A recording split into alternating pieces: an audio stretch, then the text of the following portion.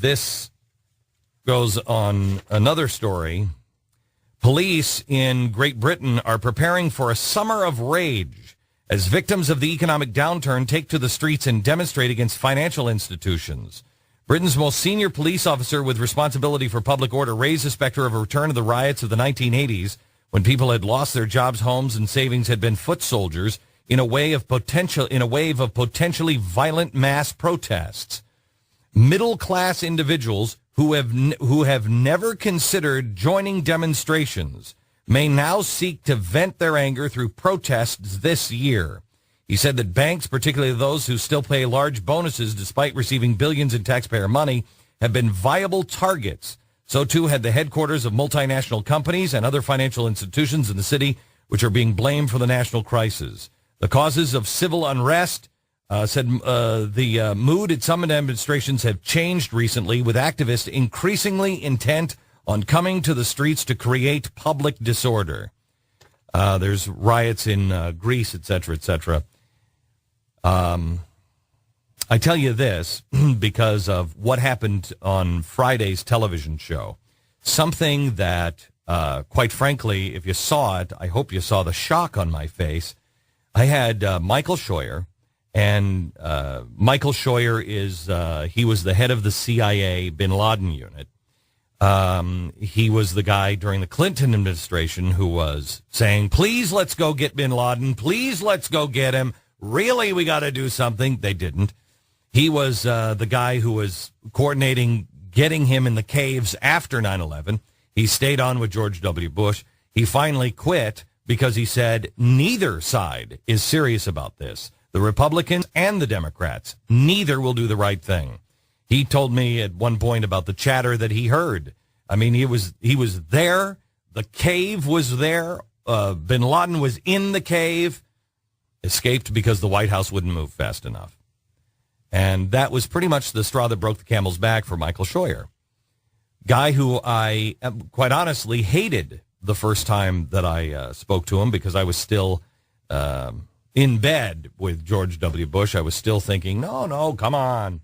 I hated him at the first time, but I listened to him because I'm the kind of guy that I listen to both sides, and I listen to extremes to be able to find out what the truth is, and it's usually someplace in the middle. This guy is, he's credible. I had him on. Tim Strong was also on. He was with Special Forces. He was one of the first guys into Iraq this time around. He's a guy who knows. He is also a guy who has been watching what's called the Bubba effect. And that is something happens down at the border. Somebody's protecting their land. Somebody gets killed, or there's drugs or whatever. And something happens, and normally most people would say, okay, you got to go get that guy because, he killed somebody or whatever. And the police come in, the FBI or ATF come in, and because there's such dissatisfaction and such distrust of our government that the people who normally would stand with the FBI or whatever turn on the FBI and say, you know what, I don't agree with what he did, but you're part of the problem. So you got to come through me to get him. And then all hell breaks loose. Well, we've been talking to you about this now for 2 years. It is something that I sensed in my gut when I went down to Texas over 2 years ago.